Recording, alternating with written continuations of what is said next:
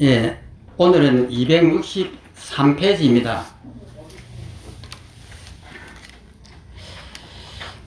263페이지 원문에 있는 그 질문에서부터 보겠습니다. 앞서 진녀는 그 본체가 평등하여 일체의 상을 여인다고 말했는데 왜 다시 본체에 이와 같은 갖가지 공덕이 있다고 말하는가? 그럼 본체라고 하는 것은 텅 비어서 평등한데 무슨 공덕이 있다고 말하는가? 이 말이에요. 그 밑에 설명을 보면 상은 곧 체가 가지는 모습 내지 공덕이다. 이 상이라고 하는 상은 우리 눈앞에 보이는 겁니다. 밉다, 곱다, 좋다, 사랑한다 이래 하는 것 전부 상이거든요.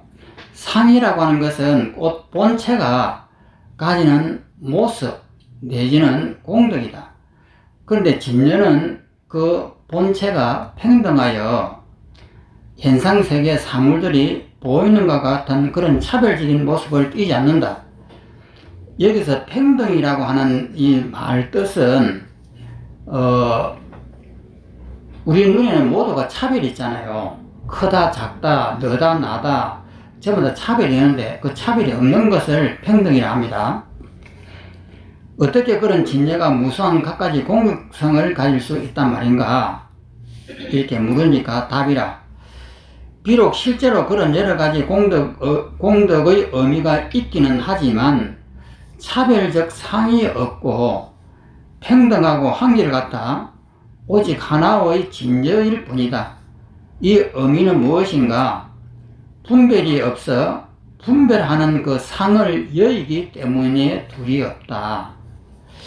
이 말은 무슨 말씀이냐면요, 진공묘유를 말합니다. 비어있지만 갖가지 상이 있는 거예요. 그러니까 이것을 보면은 이것이 비어있을 때는 평등하다 이 말이에요.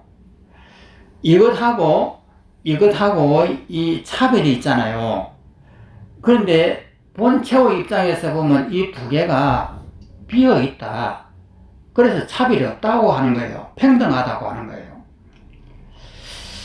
그러면은 우리가 이 컵을 볼 때 이 컵이 비어있는 상을 볼 수 있어야 돼요. 비어있는 상을 보고 그 다음에 비어있는 상이 평등하다 이 말이에요. 그 다음에 이것은 둥글다, 흰색이다 이런 차별을 한다 이 말이에요. 그러면 이것을 중국 선사는 이것을 어떻게 표현했느냐면은 우리가 이것을 보면은 이 보는 객관 대상이 있고 또 그 다음에 보는 이 주관이 있습니다. 주관이 있는데 이 객관 대상하고 보는 주관을 이 제3자가 한번 보십시오. 제3자를 설정해 놓고 이 대상을 있고 이 대상을 보는 주관인 내가 있는데 이것을 바라보는 제3자를 한번 설정해 보세요. 그러면 제3자의 입장에서 보면은 이것이 둥글다 혹은 이것을 보는 나다 이것하고 관계가 없단 말이에요. 그 자리는 알아차리는 이 자리는 항상 평등하다, 항상 고요하다 이 말이거든요. 그러니까 알아차리는 이놈을 하나 설정을 더 하라 이 말입니다. 생각하는 이놈은 망념이에요. 그리고 생각하는 대상도 망념이에요. 그러면 이 알아차린다라고 하는 이 각성을 각성의 의미는 뭐냐면은 분별이 없는 것을 설정하는 거예요. 알아차리는 이 자리는 분별이 아니다 이 말이에요. 그럼 그것이 이 세상에 있느냐면은 있는 것도 아니에요. 그러면 그 자리의 입장에서 보면은 내가 미워하고 사랑하고 하는 이런 분배를, 주관적인 분배를 하고 객관 대상을 설정해 놓고 그 하나의 가짜 대상을 설정해 놓고 이 두 가지가 움직이는 것을 제3의 입장에서 가만히 바라만 보고 있다 이 말이에요. 그 자리가 여기서 평등하다는 거예요. 그러면은 이것을 우리가 이해를 하잖아요. 그러면 본체라고 하는 이것이 뭔지를 이해를 하는 거예요. 그러면은 이것은 눈앞에 보이는 대상이고, 이것은 보는 나고, 본성은 이것을 지켜보는 제3의 자리를 하나 만들어 놓는다 이 말이에요. 그러면 제3의 자리는 있는 것이냐면 있는 것도 아니에요. 그 설정을 해놓고 그것의 입장에서 보면은 내가 이 컵을 보고 내 머릿속에 들어있는 이 아리아식의 정보를 가지고 이것을 컵이라고 가짜를 하나 만들어 놓는다 이 말이에요. 그렇게 하면은 이 머릿속에 있는 이 정보의 주관은 이 가짜를 실제라고 여기고 만들고 있지만은 바라보고 있는 이 각성의 입장에서는 아무 지장을 안 받는다 이 말이에요. 그 자리를 설정해 놓는 것이 이 본성이에요. 그러면은 이 이치를 우리가 알았단 말이에요. 그러면 바깥에 우리가 사형을 당한다. 그 공포에 질려 가지고 있단 말이에요. 죽음이라고 하는 칼을 들고 있는 망나니도 있고 앉아있는 내 모습이 있단 말이에요. 그러면 나는 머릿속에 있는 과거의 정보를 가지고 내 죽음을 두려워하고 있는 거예요. 그런데 제3의 각성 자리를 하나 만들어 놓으면은 그 자리의 입장에서 보면 저하고는 아무 관계 없으니까 그냥 바라보는 입장을 하나 설정해 놓으라고 이 말이에요. 그럼 바라보는 이 입장에서는 아무런 장애를 받지 않는 거예요. 그렇게 장애를 받지 않는 그 알아차림의 그 자리의 입장에서는 평등하다 이 말이에요. 죽음도 사형대도 다 평등하다. 그러면 이렇게 이제 알면은 그 각성 자리를 갖다 우리가 알았으면 이제 깨달은 거예요. 도노했다 이 말이에요. 그 자리가 여여하다고 하는 것을 도노하고 평등하다라고 하는 것을 도노를 해버리는 거예요, 이미. 그러면 이제 깨달은 부처가 되어야 되는데, 문제는 뭐냐면은, 주관인 이것이 알아차림을 통해 가지고 제3자의 입장에서 바라만 봐야 되는데, 그렇게 못한다 이 말이에요. 죽음이 두려워 가지고. 그러면 우리는 길을 알아요. 이것이 허상이라고 보면은 죽음에 대한 두려움이 없다라고 하는 것도 알아요. 그런데 이때까지 쌓아왔던 업습이 내 목숨의 애착 때문에 두려워한다 이 말이에요. 그러면 두려워하는 이것을 우리는 각성의 입장에서 저 가짜야 이렇게 벌써 판단을 했다 이 말이에요. 그러면 죽든가 말든가 내버려 둬야 되잖아요. 그럼 내버려 두면은 나는 무처가 된 거예요. 그런데 내버려 두지 못하면은 중생이 된 거다 이 말이에요. 길은 너무나 간단하잖아요. 이치는 다 알겠는데 그러면 내버려 두지 못하는 이유가 뭐냐면은 죽고 싶지 않다. 이것이 허상이라고 매일 이야기를 해도 나는 허상이라고 인정을 하고 싶지 않은 거예요. 이치로서는 허상이라고 하는 것을 알겠지만은 내 업력으로서는 절대 허상일 수가 없어. 이것을 내가 배우고 있는 이 진리하고는 아무 관계없이 내 이 망념이 나를 만든다 이 말이에요. 그러면 공부는 뭐냐면은 이것이 허상인 줄 알았으니까 죽었다라고 생각을 하고 참고 견디면서 아무런 이 감정을 주지 않고 제3의 입장인 이 알아차리는 각성의 입장에서 바라볼 수 있는 것이 깨달음이에요. 부처님이에요. 그래서 하두를 하는 분들은 이것이 무엇인가 하고 이렇게 제3의 입장에서 딱 서 있는 거예요. 그런데 누가 옆에서 시비를 걸면은 내가 끌려가려고 그래요. 자존심이 확 상해갖고 그쪽을 확 끌려가려고 하다 아차 싶어갖고 다시 하두를 딱 돌아와요. 그러다가 또다시 저쪽에서 시비를 걸면은 또다시 업력 때문에 끌려가려고 한단 말이에요. 끌려가려고 하는 이놈을 알아차려가지고는 하두에다 딱 갖다 놓는 거예요. 이것이 수행입니다. 하두 수행이에요. 끌려가려고 하는 이 마음을 끌려가면 망념 속에 빠져버리는데 끌려가지 않고 제3의 자리인 하두에다가 얹어 놓는 거예요. 그래갖고 안 끌려가 버려요. 그래 또 끌려가고 싶으려고 해도 하두를 딱 챙겨가지고 이 하두의 자리에다가 끌려가는 그 자존심을 올려놔요. 그래갖고 제3의 자리가 되어갖고 아무 일이 없듯이 이렇게 만드는 것이 하두 수행이단 말이에요.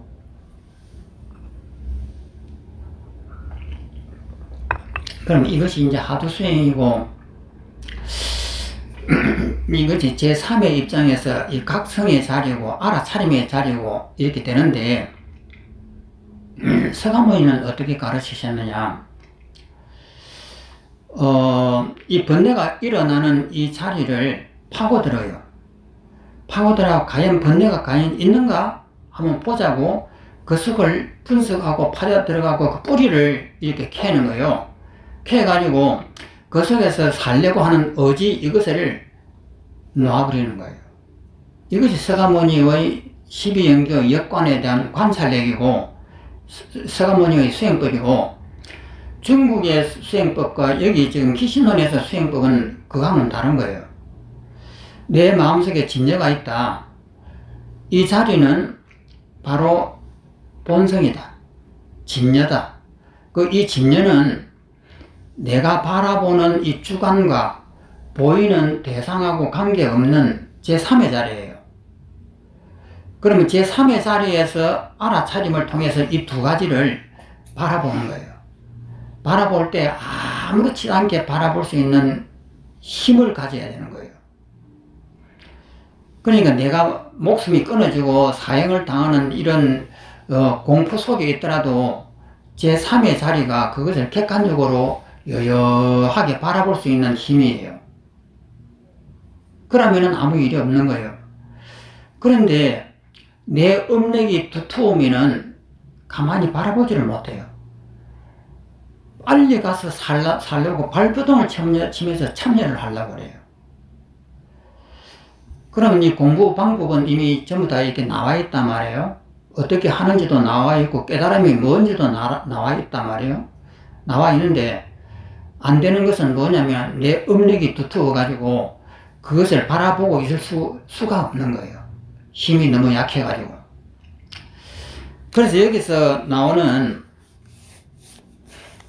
분별이 없어. 분별상을 여의기 때문에 둘이 없다라고 했는데, 이 공덕이라고 하는 이 의미는 제3의 입장에서 이 분별상을 바라보면은 분별상을 떠나 있는 거예요.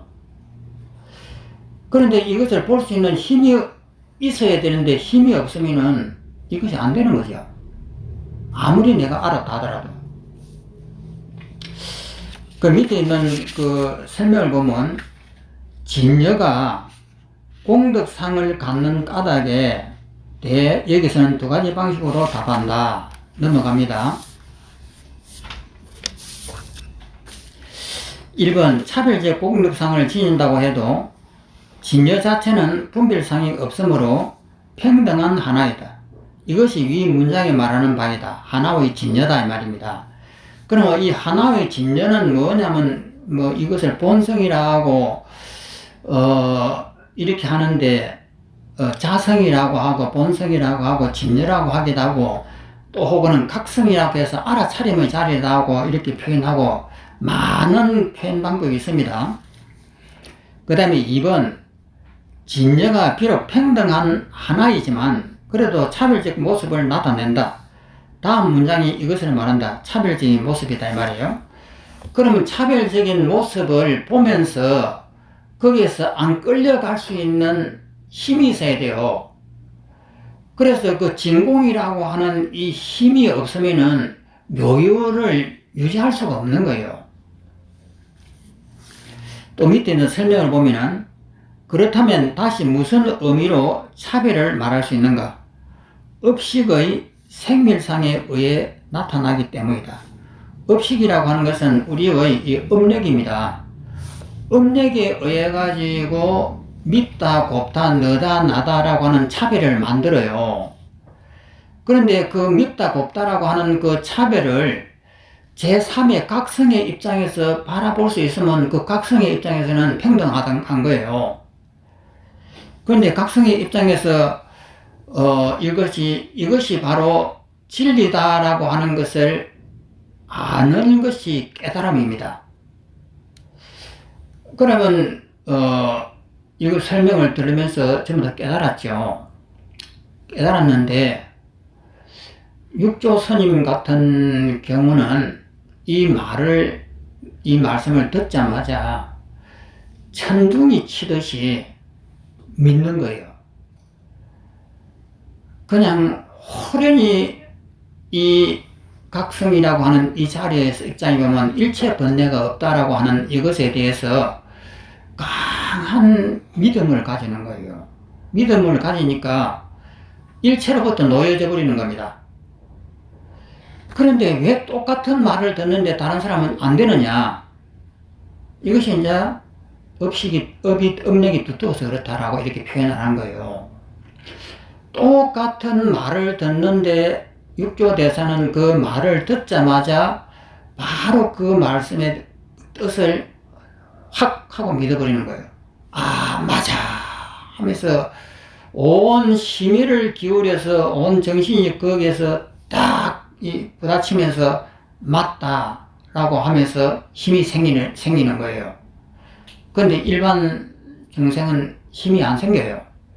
이치는 알겠는데 막상 그걸 생각하면 그렇게 강한 힘은 안 생기는 거예요. 이것은 무슨 공부를 해야 되느냐? 공부를 하는 것은 이제 당연히 나를 놓아버리는 공부예요. 집착을 놓아버리는 공부다 이 말이에요. 이것이 나를 놓지 못하는 것은 내 집착이 강해서 그렇기 때문에, 그러면은 집착이 강한 그 업력 때문에 잘 못 믿잖아요. 그러면은 공부 방법은 간단해요. 집착을 놓으라는 거예요. 그럼 어떤 집착을 놓으느냐? 바보가 되고 병신이 되고 머저리가 되고 남들이 보면은 멍텅구리는 소리를 듣고 이렇게 하라 이 말이에요. 그러니까 이것이 인위적으로 계율이라고 하는 것을 정해놓고 그걸 지키려고 이렇게 노력을 한다 이 말이에요. 거짓말 하지 말아라. 이 거짓말 하지 말아라 하는 이 지키기가 굉장히 힘들어요. 쉬울 것 같아도. 그러면은 속에서는 부해가 일어나도 냉정한 마음을 갖고 말은 아주 곱게 이야기하는 거예요. 남들이 나를 갖다가 자존심을 상하게 이렇게 해도 예, 알겠습니다. 참 좋은 말씀입니다. 이렇게 할 수 있어야 된다 이 말이에요. 근데 자기 자존심을 엄청나게 무너뜨리는 상대가 무시하는 말을 했는데 그 말을 듣고도 속에서 딱 다시 삼켜버리고 입으로는 이거 정말 그렇습니다. 고맙습니다. 그렇게 일러주시니까 정말 이제 내가 몰랐는데 알겠습니다. 정말 고맙습니다. 이렇게 말을 할 수 있어야 된단 말이에요. 그런데 이 말을 하기가 너무 싫은 거예요. 그렇게 말을 하면 좋겠다라고 마음은 있는데 내가 너무 싫은 거예요. 내가 바보 되는 것 같고 멍청이 되는 것 같고 자존심이 상하는 것 같고 말을 못해요. 그럼 이것을 말을 하는 것이 수행이에요. 이렇게 말을 하는 것이. 그런데 이 말하는 것도 누구든지 다 되느냐 하면은 안 돼요. 그리고 그것을 한 번 연습하고 또 연습하고 또 연습하면서 하면 습관이 들면은 어떠한 자존심을 상하는 일이 있어도 그것을 싹 녹여버릴 수 있는 힘이 있으면서 자기의 말을 너무나 부드럽게 감사합니다, 그렇게 말을 해주시니까 아이고 이제 잘 알겠습니다, 너 바보라고 해주는데도 하는데도 무시하는데도 그렇게 말을 바꿀 수가 있어야 된다 이 말이에요. 그것이 수행이거든요.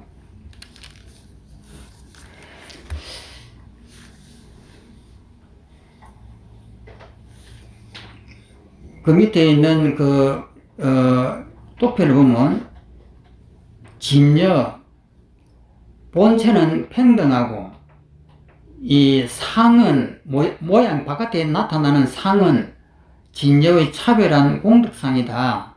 이것은 오른쪽에 업식의 생멸상이다. 또 밑으로 보면 차별상, 또 이것은 염법에 대한 정법이다. 오염되어 있는 법에 대한 정법이라고 하는 깨끗한 법이다. 그 오른쪽에 보면 차별상, 염법이다. 그러니 이 본체는 진공이고 상은 묘유예요.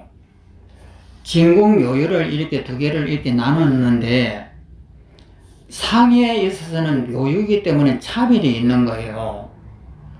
그런데 차별이 있어도 이것을 내가 쓰기에 따라서 공덕이 된다 이 말이에요. 그러니까 상대가 나를 갖다가 너무 얕잡아 버리는 소리를 이렇게 하면은 평소시에 같으면 내가 부해가 나갖고 내가 왜 바보냐 하고 떼어들 텐데, 그렇지 않고 바보가 됐냐, 아유 감사합니다, 내가 원래부터 그렇습니다, 참나 바보입니다, 이렇게 해주는 것이 공덕상이에요. 근데 이거 하기가 정말 하늘의 별 따기보다 힘들단 말이에요. 그러니까 수행이라는 건 뭐냐면 이렇게 하는 거예요. 왜 그렇게 하느냐, 이론상 허상이라고 하는 것을 이미 알았기 때문에 하는 거예요. 수행이라고 하는 것은 이런 것이다라고. 그 밑에 있는 설명을 보면은 진여 자체가 부정불감의 평등한 하나로서 일체의 사별상을 떠난 것이라면 그럼 어째서 차별적인 모습이 있게 되는가? 이제 그것은 업식의 생멸상에 의해 나타나기 때문에 그에 대한 총괄적인 대답이다.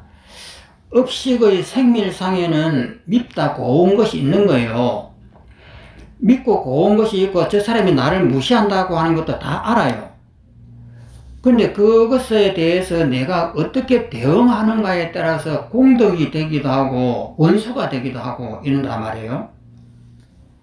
그래서 여기서는 공덕이 되는 것이 어떻게 해야 되는지를 이야기하는 겁니다. 진여 자체는 하나이지만 그 진여 본식을 자각하지 못하는 무명으로 인해, 이 말은 뭐냐면 그 진여 본식을 이 알아차림이라고 하는 그 각성이라고 하는 그 진여를 자각하지 못하는 무명으로 인해 가지고 내 업력이 튀어나온 거예요. 업식의 작용이 있게 되고 그 업식으로부터 무한한 생멸하는 염법, 오염되어 있는 법의 차별성이 생겨난다. 그러니까 진여 입장에서 보면 깨끗한데 우리가 망념의 입장에서 보면 차별이 나타난단 말이에요. 따라서 그 염법의 차별상에 대해 그 반대되는 정법, 깨끗할 정입니다. 정법의 차별상, 즉 진여의 무량공덕상이 드러나게 되는 것이다. 그러니까 이 차별적인 것이 오염되어 있는 나쁜 것으로 내가 쓸 것이냐, 이 차별되어 있는 이것을 깨끗한 법으로 이용해서 내 공덕상을 쌓을 것이냐, 이 두 개의 차이예요. 그런데 부처님은 이 차별의 업식을 깨끗하게 쌓아갖고 공덕을 만들어요. 그런데 중생은 복을 제 발로 차버린단 말이에요. 그래야 원수로 만들어요. 이 다 같은 차별상인데도 중생은 이것을 원수로 만들고 부처님은 이것을 공덕상으로 만든다 이 말이에요. 왜냐하면 진여정법은 연법, 오염되어 있는 연법 차별상의 가능 근거이기도 하며 또 연법을 정화하여 대체해 나갈 힘이기 때문이다. 그러므로 진여 자체는 비록 하나지만 그럼에도 불구하고 차별상을 갖는다고 말할 수 있는 것이다. 또 넘어가서 이는 마치 갖가지 모습이 그려진 그림이 있어 그 그림의 바탕이 되는 도화지 자체는 본래 일체 차별상을 여인 평등한 하나이지만 만약 그 위에 그려진 그림을 지어 나가면서 그 바탕을 확인하고자 한다면 그렇게 확인되는 모습은 결국 지워지는 그림의 차별상에 따라 마찬가지로 차별적 모습을 보이게 되는 것 같다. 이런 의미에서 기신론은 진여가 차별 공덕을 가지게 되는 것에 대해 그것은 업식에 의한 생멸상이기 때문이라고 생각한다. 이것을 진공묘유라고 간단하게 이해를 하면 됩니다. 이 묘유라고 하는 것은 이것을 차별인데 중생은 이 차별을 극나라하게 미워하고 원망하고 이렇게 써요. 그런데 부처님은 이것을 공덕으로 쓴단 말이에요. 이 차이인데, 그럼 이 차이가 어려운 것이냐 하면 어려운 것이 하나도 없는 것이에요. 너무나 간단한 것인데 중생은 이것을 못하겠다고 발 뻗어버리는 거예요. 내 공덕을 지으면 좋은 줄은 알겠는데 이때에 쌓아왔던 업식이 너무 두터워가지고 상대한테 아이고 감사합니다 고맙습니다 내 결점을 말해줘서 고맙습니다 이렇게 말하기가 죽기보다 싫은 거예요. 그래서 안 된다 이 말이에요. 또 아래에서는 업식의 차별적 생멸상에 따라 진여의 차별적인 공덕상에 드러나게 되는 과정을 앞의 6가지 모습 각각에 의거해 좀 더 상세히 설명한다. 밑에 원문을 보면은 이 차별이 어떻게 나타나는가? 일체의 법은 본래 오직 마음일 뿐이며 실제로는 염이라고 하는 이 망념이 없는데 허망한 마음이 있어 불각으로 깨닫지 못한 이 어리석음으로 염을 일으켜 망념을 일으켜 여러 가지의 경계를 보기 때문에 좋다 나쁘다 너다 나다 하는 그런 여러 가지 경계를 보기 때문에 무명이라고 부른다. 심성이 일어나지 않는 것이 곧 대지의 강명의 의미이기 때문이다. 심성이 일어나지 않죠. 제3자의 각성의 입장에서 그것을 남의 불고기 하듯이 바라만 보고 있으면은 그 바라보는 그 자리는 아무렇지도 않죠. 그런데 우리는 그것이 안 된단 말이에요.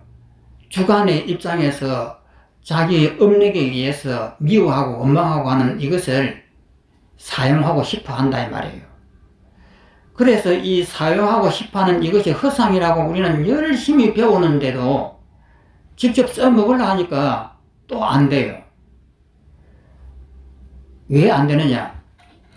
내 자존심을 내려놔야 되고 내가 바보 멍청이가 돼야 되고 남한테 바보 취급을 당해야 되고 그것이 너무 싫은 거예요. 그래서 안 된다.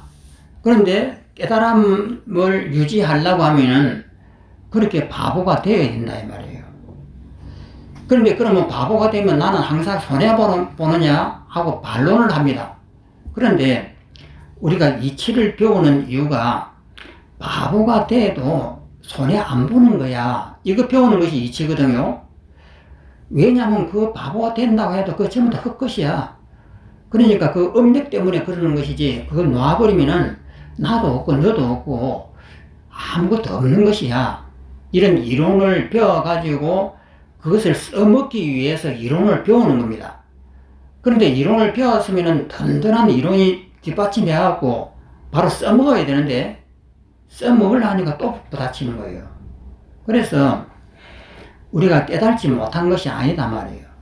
깨달음이라고 하는 것이 무엇인지 정확하게 내가 아는 것이 깨달음이에요. 그래서 이것은 부처님께서 자등명이라고 그래요. 자등명.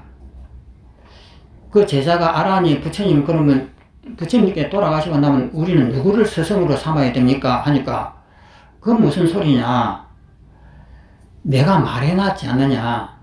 그 말을 따르면 된다. 스승으로 할 필요가 뭐가 있느냐? 너 스스로가 잘 알지 않느냐? 이 말이에요. 그러니까 우리는 깨달음을 신비주의에 쌓여 있습니다. 근데 서가모니는 너 눈으로 뚝뚝이 봐라. 너가 보면 이해가 안 되나? 안 되나? 이 말이에요. 이렇게 간단한 것을 누가 또 스승을 삼아가지고 뭐 할 필요가 뭐 있느냐? 내가 해놓은 말 그대로만 하면 너가 이해가 되지 않느냐? 이 말이거든요. 이것이 자등명이에요. 그러니까 이 이치를 이렇게 하면은 그게 육조대사 같은 분들은 단번에 알아버려요. 그런 단번에 알아하고 아 그렇구나 여기에서는 조금도 의심이 없어 하고 딱 아는데 보통 사람은 이때까지 습성 들어왔던 여러 가지의 지식들이 자기를 누르는 거예요. 그래갖고 이것을 믿지를 못하는 거예요. 그래서 많은 시행착오를 하는 겁니다. 그런데 이런 시행착오도 바른 정견을 가지고 계속 노력을 하면은 자꾸 눈에 보이기 시작하는 거예요. 정견이 없이 보면은 뭔가 허황한 뭔가를 찾아서 막 헤매는데 정견을 가지고 바른 눈으로 보면은 시간이 지나면 자꾸 자기가 닦이는 거예요. 그래서 이 공부가 자기가 됐는가 안 됐는가를 보려고 하면은 그 사람이 자존심을 많이 내려놓고 남한테 부드러운가, 그 사람한테 옆에 가기가 아주 좋은가, 이런 것이 그 사람의 공부의 힘이에요. 그런데 우리는 보면 공부를 많이 했다고 하는 사람들 보면은 공부의 상이 너무 많아가지고 접근하기가 힘들어요. 그건 잘못된 상이다 이 말이에요. 그래 공부가 된 사람은 하심을 하고 항상 남한테 좋은 말을 해주고 이것이 공부된 거예요. 또 밑에 있는 도표를 보겠습니다. 업식의 생밀상 그 밑에 보면은 무명, 망심이 염을 이렇게 생각을 일으켜 경계를 본다. 그러니까 믿다 곱다 하는 경계를 이렇게 보는 것이다. 근데 오른쪽으로 가면은 진여의 공덕상인데 대지의 강명이다. 대지의 강명이 뭐 별겁니까? 우리가 알고 있는 이것이에요. 그러면 이 지혜 강명이라고 하는 것은 공덕을 만들면 됩니다. 그러니까 남이 나를 바보라고 무시를 했을 때에 아 저거 허상이야. 내 마음이 저렇게 나왔어. 이거 알아차리는 거예요. 알아차리면은 그 사람에 대해서 말을 부드럽게 한다 이 말이에요. 그러니 제가 요즘 보면은 우리 절에서는 그 계율이 있습니다. 밥을 먹을 때는 얌전하게 먹어라. 짭짭짭짭 소리 내지 말아라. 그런다고요? 그럼 옆에 있는 사람이 짭짭짭짭 소리를 내요. 그럼 속에서 성질이 확 나갖고 밥상을 엎어버려요. 왜 그러냐면은 짭짭짭 소리 나는 것은 식당에 가보면은 전부 다 그렇게 해요. 그런데 우리는 짭짭짭 하지 말아라고 하는 교육을 받아 놓으니까 이것이 나한테 딱 있는 거예요. 그럼 요놈이 부딪힌단 말이에요. 짭짭짭이라고 하는 이 말에는 전혀 죄가 없습니다. 그런데 나는 불교에서는 스님네들은 밥을 먹을 때는 조용히 씹어야 된다라고 하는 이것을 이 잣대를 하나 만들어 놓으니까 부딪히는 거예요. 그러면 저 짭짭짭이라고 하는 그 미움이 짭짭짭 하는 사람한테 있느냐 하면 아니에요. 나한테 있어요. 그런데 나는 그것을 모르고 저 짭짭짭한 저놈이 나쁜 놈이지 이런다고요. 그러니까 상대가 미우면은 상대를 나무라서는 안 되는 거예요. 나를 때려버려야죠. 이것이 우리가 유식을 배우는 이유입니다. 그러니까 일체가 유식이다. 오직 식뿐이다. 이것이 유식의 핵심인데, 그러니까 바깥에서 미운 사람이 보이면은 얼른 몽둥이를 하고 나를 때려버려야 돼요. 그 미운 사람 자체는 미움이 없습니다. 그런데 내 속에 잣대가 있단 말이에요. 저것은 안 좋은 행동인데 하면서 내 속에서 뭔가 가치관을 딱 만들어가지고 싸우는 거예요.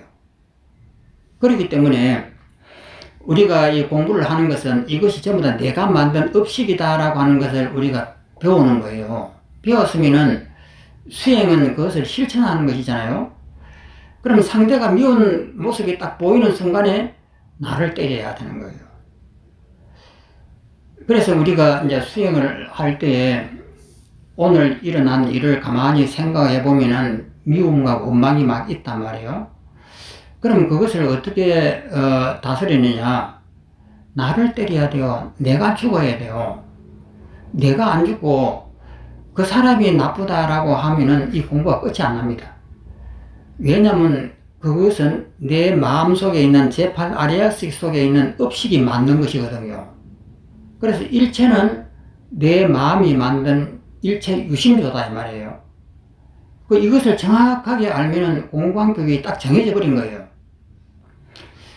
그리고 이 공부를 바른 정견을 가지고 이것을 접근을 하기 시작하면은 이 공부가 쉽게 눈에 보여요.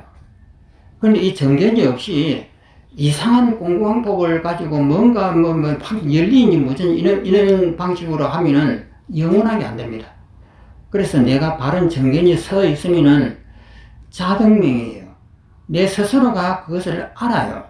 아, 이것이 바로 공부 방법이고 이렇게 가면은 이렇게 끝이 나오겠구나 하고 자기가 계산이 딱 서는 것이 이것이 정견입니다.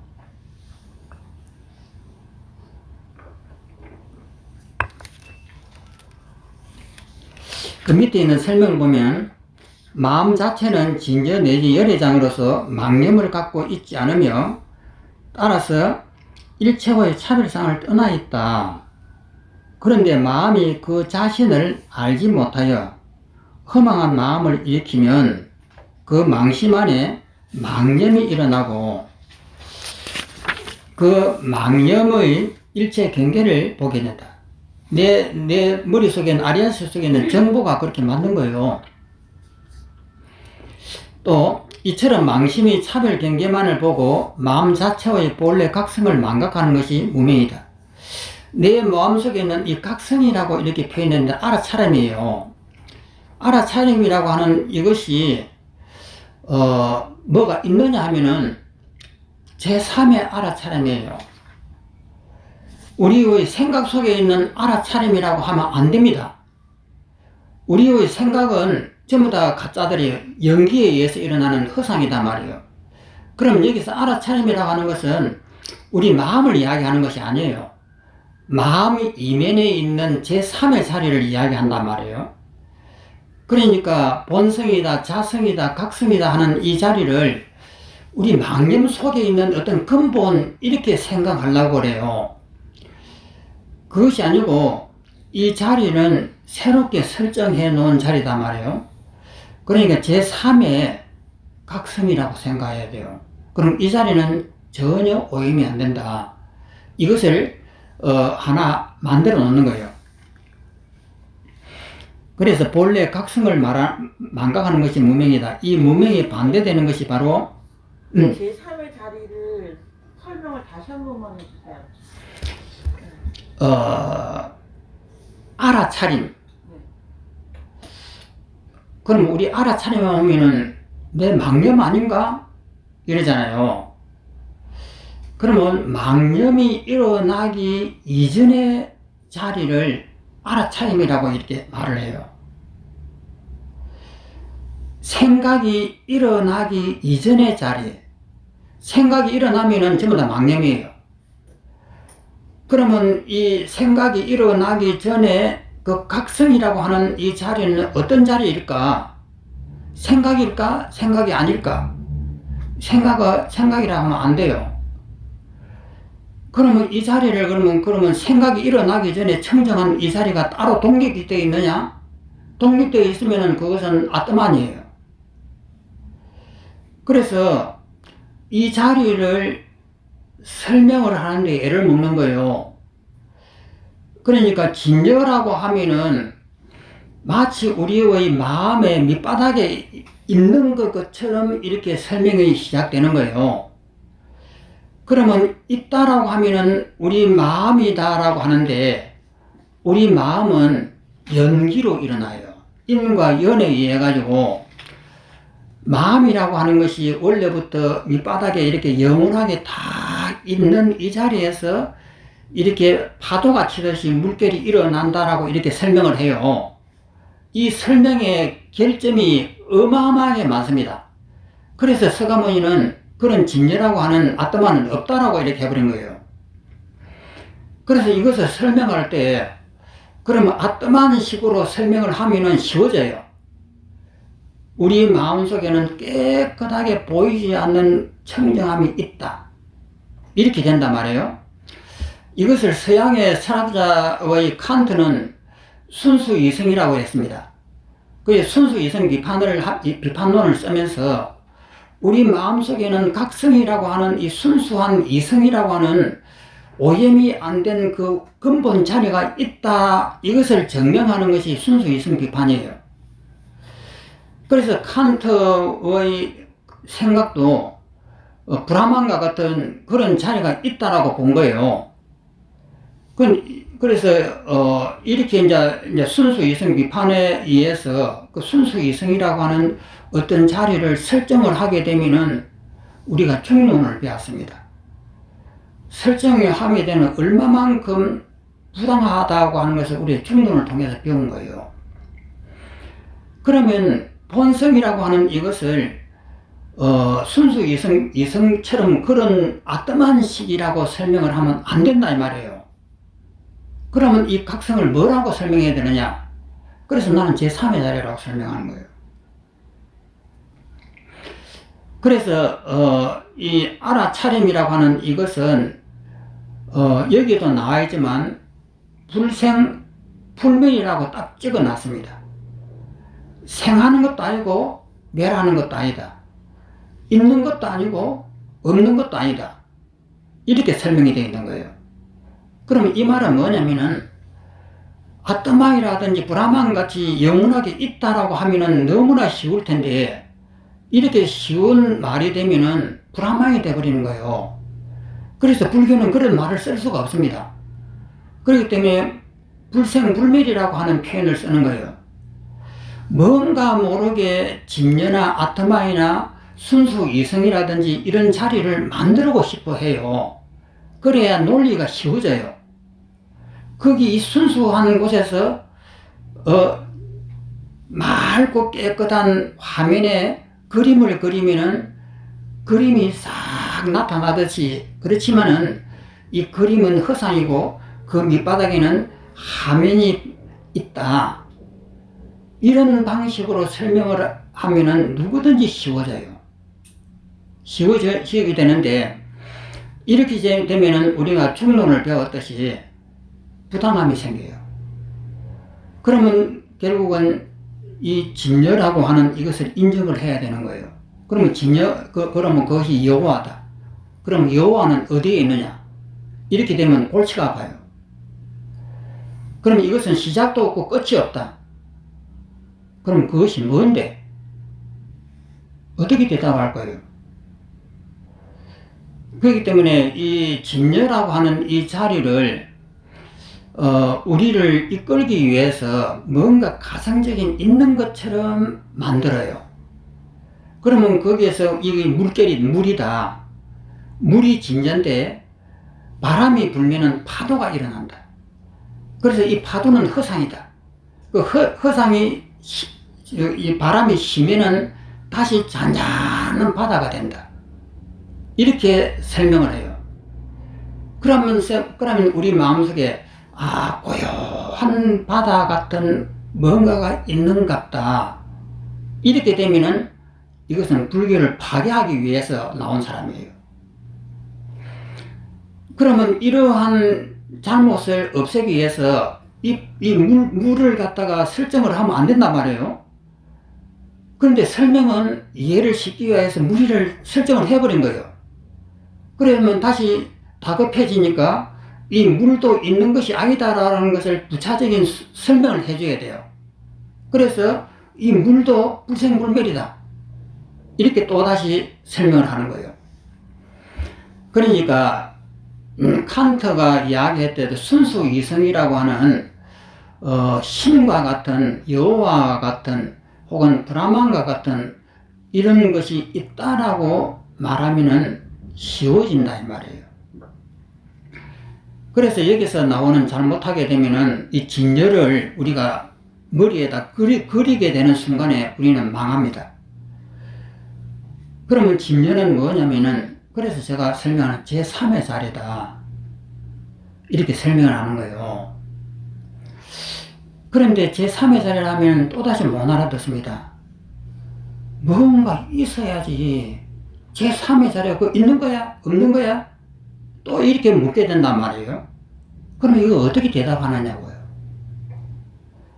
그래서 이 진여라고 하는 자리를 마련을 하는데 이것이 잘못된 시작이에요.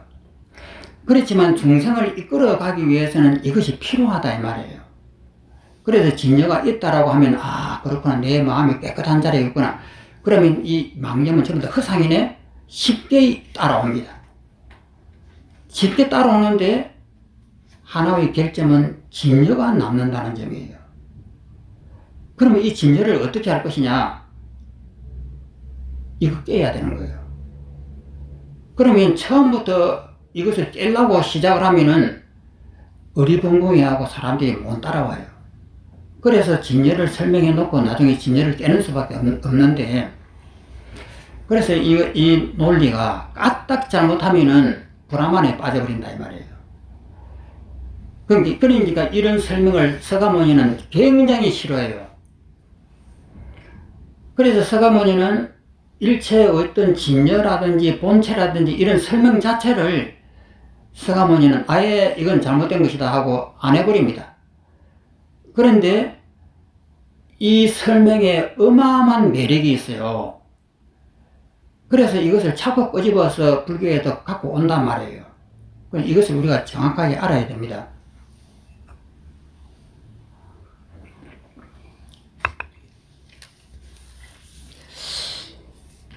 또 보겠습니다. 또 원문을 보면은 어디 했죠? 각성 제3의 자리에 그 각성권 하시다가 266페이지 표하기 때문에 없이 진여의 대지의 강명이다. 대지의 강명이 어두운 것이 무명이고, 대지의 강명을 잃어버린 것이 무명이고, 무명이 다한 자리에 밝혀지는 것이 대지의 강명이다. 그러니까 무명이라고 하는 것은 이 이치를 모르는 것이 무명이잖아요. 무명이니까 바깥에 있는 사물이 실제한다라고 이렇게 착각을 해요. 그 밑에 있는 원문을 보겠습니다. 만약 마음이 봄을 일으키면 보지 않음의 상에 있게 된다. 양변이니까 심성이 봄을 여의는 것이 꼭 법계를 두루 비춤의 의미이기 됩니다. 심성이 마음이 본다라고 하는 이 의지를 없애는 것이 법계의 두루 비춤이다. 변조 법계다 이 말입니다. 그러니까 공이에요, 공. 그러니까 심성이 뭔가 이렇게 보려고 하는 마음을 내는 순간에 제8 아리아스 속에 있던 이 모든 정보들이 바깥으로 튀어나오면서 산하대지와 나와 모든 것을 꾸며냅니다. 그러한 보는 것을 여의야 된다 이 말이에요. 떠나야 된다 이 말이에요. 떠나는 것이 뭐냐면 공이에요. 그래서 법계를 두루 비춤의 의미이기 때문이다. 그 공의 입장에서 보는 것을 법계에 두루 비춘다라고 하는 거예요. 변조법계라고 하는 것이. 이 변조법계가 이 함경의 근본 사상인데, 그 밑에 있는 그 도피를 보면은 업식의 생멸상, 그 밑에는 견과 불견의 대립이다. 업식의 생멸심이라고 하는 것은, 생멸상이라는 건 우리 망념이잖아요. 보는 견은 주관이고, 그 주관이 보는 것과 보지 않는 것의 이 양변이 나눠지는 것이 생멸이에요. 그래서 오른쪽으로 보면은 진여의 공덕상은 변조법계다 이 말이에요. 모든 것이 열애가 만든 법이다라고 이렇게 보는 거예요. 그러니까 미움과 원망이 일어날 때도 미움과 원망이 일어나는 것을 차별적으로 보는 것이 중생인데, 그 미움과 원망을 갖다가 부처님의 입장에서, 과거의 입장에서 비춰보면은, 변조법계를 하면은 화신으로 나타난단 말이에요. 화신으로 나타나는 이것이 밉다 곱다 하는 것인데, 밉다 곱다 하는 그 밑바닥에 공이 있어야 되는 거예요. 비어 있으면서 밉다 곱다라고 하는 이것이 나타나는 것을 보는 것이 변조법계입니다. 그러니까 사형을 당하는 그 무서운 상황에 내가 처해 있을 때에 차별로 보면은 죽음과 삶의 그 무서운 광경이에요. 그런데 이것을 지혜의 광명으로 보면은 이것이 죽음의 상이면서 공이다 이 말이에요. 내 마음이 비어 있으면서 우리의 업력으로 죽음이라고 하는 현상을 나타나게 한다 이 말이에요. 그러니까 내 마음이 여기 동요가 안 돼요. 이것이 이제 변조법계입니다. 이 변자는 두루할 변자, 이 조자는 빛을 조자, 법계, 법의 세계, 산화대지, 밉다 곱다 하는 이 법계를 두루 비춘다. 어떻게 비추느냐? 부처님의 각성의 힘으로 비춘다. 그러니까 원수를 볼 때 사랑으로 보는 것이 이 변조법계입니다. 또 밑으로 내려오면은 설명을 한번 이렇게 보면은, 마음이 움직여서 보고자 하는 견이 생기면, 주관적인 견이 생기면, 볼 견자입니다. 보고자 하는 견이 생기면 마음은 꼭 보는 것과 보지 않는 것, 견과 불견으로 이원화된다. 두 가지로 나눠진다. 이렇게 견이 일어나면 꼭 불견이 일어나 마음은 더 이상 하나로 두루 통하지 않고 분절되며 따라서 법계 전체를 두루 비추지 못하게 된다. 이에 반해 만일 마음에 견이 일어나지 않는다면 마음은 차별 없이 법계를 두루 비출 것이며 이를 변조법계라고 한다. 그 변조법계라고 하는 것은 이 법계를 갖다가 두루 비춘다고 하는 이 의미인데, 사랑으로 비춘다 이 말이에요. 자비로.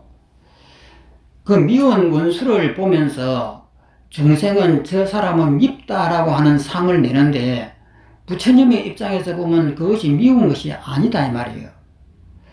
그러니까 이것이 보통 이제 가정집에서 어머니가 자식이 한테 나쁜 짓을 하고 두드리 패고 이런다 해서 어머니가 자식을 원수로 보지 않는다고 그래요.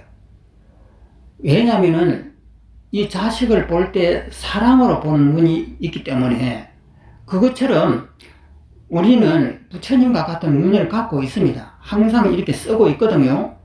이런데 남의 자식한테는 해당이 안 된다는 거예요. 그럼 부처님은 뭐냐면은 똑같은 이는 쓰는 것을 남의 자식까지도 포함을 한다는 것이에요. 그러면 우리가 부처가 아니라고 할 수 있느냐? 부처지요. 쓰니까. 내 자식한테 쓰니까. 그럼 내 자식한테 쓰는 그 방식을 남의 자식한테 펼치면 된다 이 말이에요. 그런데 그 어떻게 보면 너무나 쉬울 것 같은데도 우리는 싫다 이 말이에요. 그것이 뭐냐면 내가 있어서 그렇잖아요. 그러면 그 나를 갖다가 우리는 허상이라고 빼앗는데, 허상이라고 알기는 알겠는데 쓰려고 하면은 안 된다 이 말이에요. 그건 왜 안 되느냐? 내가 사무치게 아직 몰라서 그렇다는 거예요. 그래서 이 공부라고 하는 것은 내가 알고 있는 이것을 더 깊이 사무치고 더 깊이 자각하는 것이 수행이에요. 그래서 제가 이렇게 공부를 이렇게 이 보살님들한테 이렇게 지도를 해보면은 한 1년 하면 다 알아요. 다 알고는 전부 다 알았다라고 생각을 하고 안 나오시더라고. 그런데 1년을 하고 안 나오시는 분하고 10년을 하고 나오시는 분하고 마음 사이를 보면은 10년을 한 분은 마음이 엄청나게 놓여져 있어요. 그런데 이것이 뭐냐면은 공부라고 하는 것이 이치를 아는 것이 공부 아니에요. 자기가 마음이 닦인 것만큼 귀에 들려요. 그래서 1년 차가 듣는 귀하고 10년 차가 듣는 귀가 달라요. 그리고 그 행동이 달라요. 그래서 이 수행은 빨리 깨닫고 끝나는 것이 아니다라는 말이에요. 얼마만큼 자기가 업을 다스리고 다스릴 수 있는 자기의 강한 의지와 힘이 있느냐, 이것인데 이 힘은 하루아침에 안 됩니다. 그렇게 안 바뀌어요. 그래서 시간이 많이 걸리다라고 하는 거예요. 또 밑에 있는 그 원문을 보겠습니다. 만약 마음에 움직임이 있으면은 마음이 이제 움직인단 말이에요. 번뇌로 움직이면 진실한 암도 아니고 또 자성이 있는 것도 아니고 영원할 상입니다. 영원함도 아니고 즐거움도 아니고 아도 아니고 정도 아니다. 상락아정입니다. 상락아정, 부처님의 4가지 상입니다. 그 다음에 또 뜨거운 번뇌로 쇠하고 변하여 자세하지 못하게 되며 그리하여 항아의 모래보다 더 많은 망령된 오염의 의미가 갖추어지게 된다. 마음이 움직이면, 번뇌가 움직이면 이래 되는 거예요. 이 의미에 대비되기 때문에 심성에 움직임이 없는 것이, 우리 마음에 이 망령의 움직임이 없는 것이 곧 항아의 모래보다 더 많은 청정한 공덕성의 의미가 나타나는 것이 된다. 그러니까 죽음이 있더라도 그 죽음에 내가 흔들리지 않아야 된단 말이에요. 그 죽음이 공이라고 하는 것을 우리가 철저하게 알아야 되는 것이잖아요. 그래서 이것이 철저하게 내가 믿지 못하면 아무리 이것이 허상이라고 하는 걸 알아도 내가 못 써먹는 거예요. 그래서 이 문제를 우리는 공부를 하게 되면 무엇을 공부를 열심히 하게 되면 하늘에 팍 터져갖고 저절로 이렇게 부처가 되는 것이라고 우리는 이렇게 보통 생각을 해요. 절대 그런 일은 없습니다. 그럼 뭐냐면 이치로서는 바르게 알게 할 수가 있는 거예요. 깨달으면 알게 할 수가 있습니다. 그런데 그것을 내가 직접 쓰는 것은 엄청난 고통이 따라요. 그러니까 저 사람이 나를 무시하면 팍 욕을 하고 말지 발로 차버려야 속이 시원한데 그 사람한테 그러지도 못하고 그 바보라는 소리를 들으면서도 내 속에서 삭혀야 되고 이것이 꿈이고 한이다 하면서 그 사람에 대해서 고운 목소리로 이렇게 말을 해줘야 되고 이것이 죽기보다 싫은 거죠. 그러니까 길이 불교는 어렵다고 생각하는데 어려운 것이 하나도 없어요. 길은 너무나 쉬워요. 깨달으면 쉽다 이 말이에요.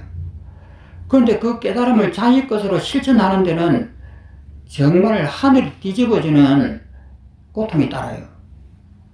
그래서 불교를 공부를 해갖고 호론이 뭔가를 탁 깨달으면은 그냥 그대로 부처가 돼갖고 마음이 여여할 것이다고 이런 잘못된 생각을 하고 있는 거예요. 그거 전부 다 그 잘못된 그 사고예요. 전혀 그렇지 않습니다. 자등명이에요. 내 스스로가 아는 거예요. 내가 안 된다고 하는 것을 내가 스스로 안단 말이에요. 그러면 자기 스스로가 자기를 비춰보면 알아요. 내가 왜 안 되는구나. 이것도 알고, 내가 되려고 하면은 어떻게 해야 되겠다. 이것도 자기가 알아요. 그러면은 이것은 깨달은 사람이에요. 그 실천을 하고 못하고는 삼아성제의 법이 걸린다잖아요. 이것을 알고 난 다음에 그것을 실천하는 데까지는 삼아성제 법이 걸린대요. 그러니까 이 지구가, 이 우주가 3번 깨지고 나야 완성이 되는 거죠. 그만큼 어려운 것이다 이 말이에요. 그럼 제일 중요한 것은 우리가 정견이 생겨가지고 일체가 다 내 마음이 만든 것이다 라고 하는 것을 정확하게 알고는 피눈물을 흘리는 수행을 하지 않으면은 내 것이 절대 안 됩니다.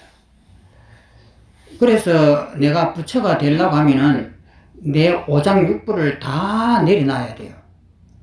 내려놓지 않으면은 내 자존심 이대로 가지고 내 명예심 이대로 가지고 그냥 부처라고 하는 뭔가를 하나 딱 벼슬을 하나 달고 싶다 이 말이에요. 그것은 절대 안 된다는 거예요. 그래서 내가 바보가 되고 멍청이가 되고 내가 쓰레기 것처럼 이렇게 되지 않는 한은 절대 불가능하다는 거예요. 그리고 제가 질문 하나 드리겠습니다. 예.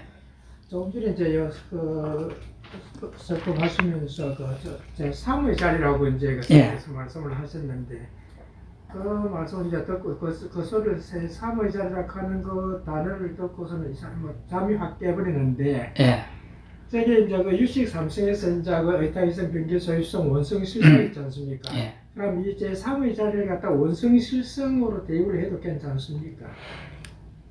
그러니까 유식론의 이 수행 체계하고 기식론의 수행 체계가 다르잖아요.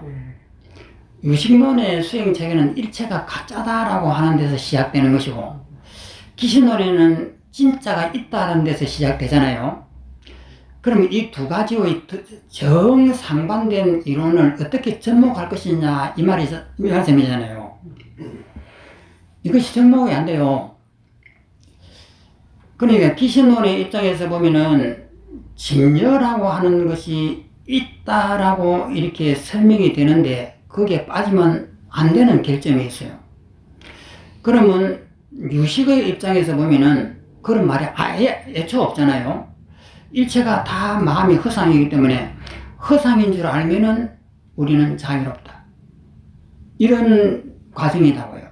그럼 이 두 가지를 접목을 시키려면은 안 된단 말이에요. 그러면 이것을 이제 이 두 가지를 가지고 자신이 이제 이것을 정확하게 이해를 해가지고 진여라고 하는 이 자리를 이해하는 거예요. 그래서 제가 이것을 제3의 자리라고 이렇게 이제 하는데 이것도 어떻게 보면 틀린 말이죠. 그렇지만은 이것을 진여가 있다라고 하면은 이것은 우리가 중론을 보면은 완전히 큰일 나죠. 그래서 이 진여라는 자리를 둘 수도 없고, 그리고 이 기신론도 마찬가지입니다. 진여를 못 둡니다. 이 끝까지 이렇게 글을 보면은 진여를 둘 수가 없습니다. 그래서 이 진여를 불생불멸이라고 이렇게 하거든요. 그래서 이 제3의 자리를 제3의 각성이다라고 하는 이것을 깨달음이라고 이렇게 하면 좋습니다. 제3의 자리가 있다라고 하면은 또 이것도 안 되거든요. 그러니까 정확한 지혜에 의한 깨달음, 이렇게.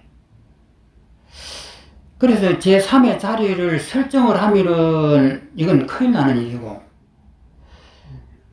그렇다고 해서 진여라고 하는 자리를 두면은 이것도 큰일 나는 일이고, 그래서 이 제3의 자리는 각성이라고 이렇게 표현하는 거예요. 여기서도 이 각이라고 이렇게 표현을 하거든요. 그럼 각이라고 하는 것이 뭐냐? 정확하게 이것을 어떤 자리를 지정하지 않습니다. 불생불멸이다 이렇게 한단 말이에요. 그래서 여기서 말하는 진여라고 하는 이 자리, 각성이라고 하는 이 자리는 설정을 하면 안 됩니다. 설정을 하게 되면은 아트마이나 브라마이나 또 그 칸트의 순수 이성이라든지 이렇게 됐단 말이에요. 불교는 절대 그렇게 되면 안 되거든요. 그럼 이것은 뭐냐면은 자기 스스로가 깨달음이에요.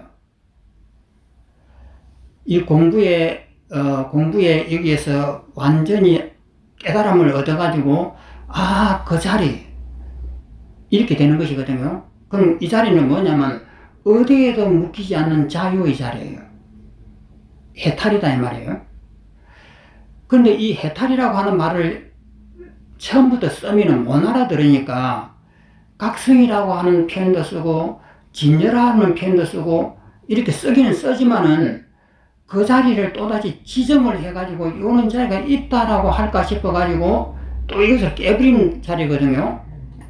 그러면 뭐냐면은 우리가 이 모든 것을 듣고는 내 스스로가 깨달는 것을 말하는 거예요.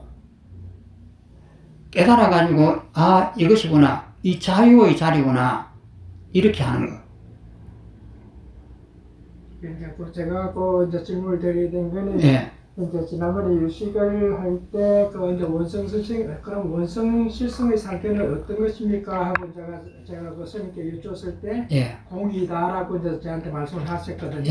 그러니까 이제 왜 이걸 그쪽에 자꾸 연관이 되냐 그러면 제3의 자리라는 소리를 딱 듣고 그 제3의 소리를 하시면서 저걸 갖다가 내가 지금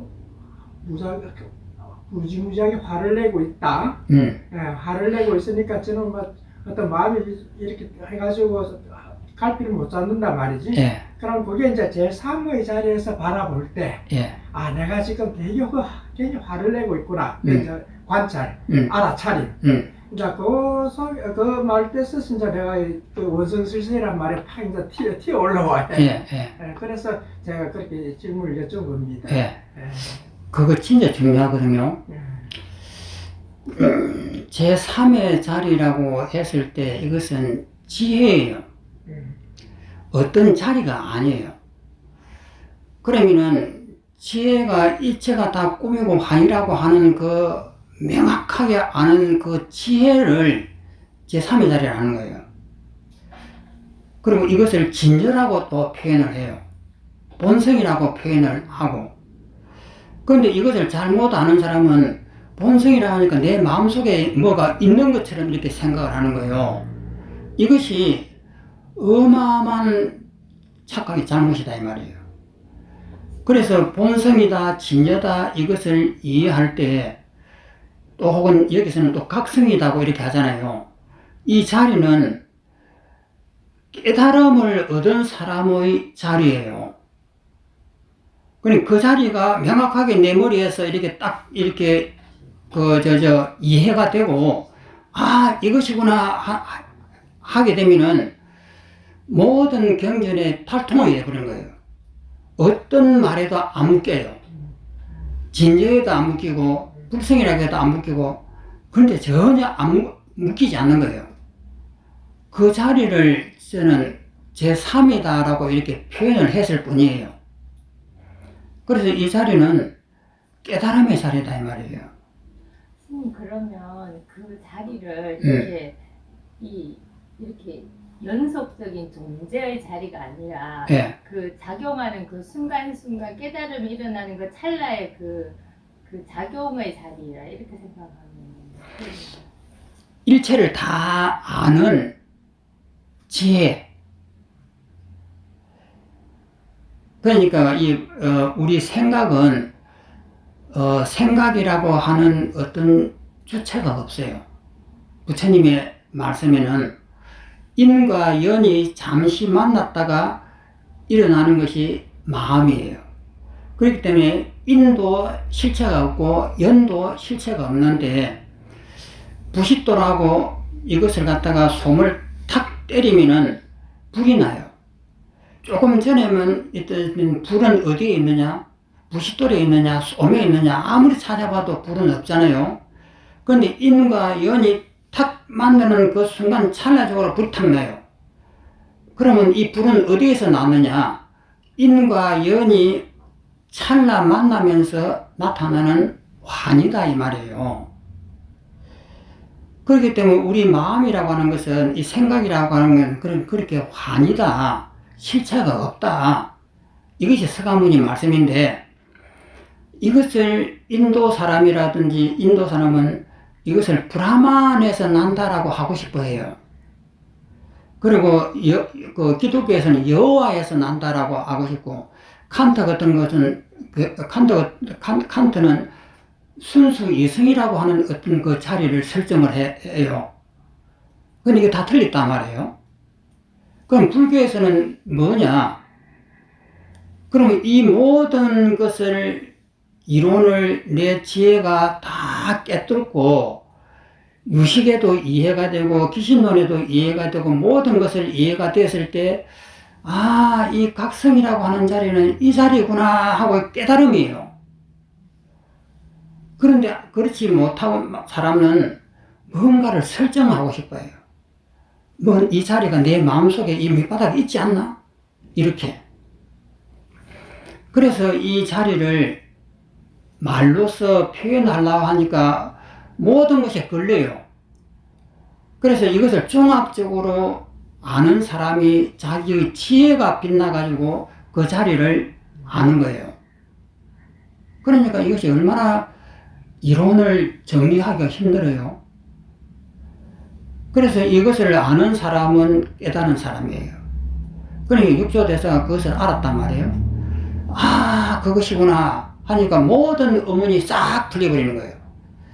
이때까지 부처님의 설법은 전부 다 방편이었구나. 우리는 이때까지 부처님의 설법이 진실인 줄 알았는데 뭔가를 우리한테 깨우쳐 주기 위한 방편이었어요. 그 깨우침이 뭐냐면은 이 지혜예요. 이것을 뭐라고 설명을 할 수는 없어요. 그런데 자기 스스로가 안다 이 말이에요. 그래 이렇게 설명하기도 힘들고 그러면 스님께서 얘기하신 그 언어 도단 많이 끊어진 자리 그 자리로 예, 이것은 어느 말로서 표현이 안 되잖아요. 그렇죠. 있다고 하면 있는 것에 묶여버리고 그 있는 것 아니야 하면 아 그럼 없는 것인가? 없는 것에 묶여요. 있다 없다를 벗어났다 하니까 멍해져 버려요. 그래서 이 지혜를 자기가 깨달음을 통해 갖고 이 지혜를 아는 것인데 이것을 설명을 하려면 다 묶여요. 그러니까 이것이 얼마나 어려워요. 그래서 이 지혜를 자기 스스로가 안다 이 말이에요. 그래 이것은 누구한테 설명도 못해요. 설명을 하면 다 자기식으로 이해를 해버려요. 그래서 이것을 갖다가 설명을 하려면은 전부 다 다르게 이해해버려요. 그리고 이 자리는 있는 것도 아니고 없는 것도 아니다 하면은 그 무슨 말이요? 또 이런다고요. 그래 이런 어려움이 있는 거예요. 자, 오늘 여기까지 하겠습니다. 다음에는 267페이지입니다.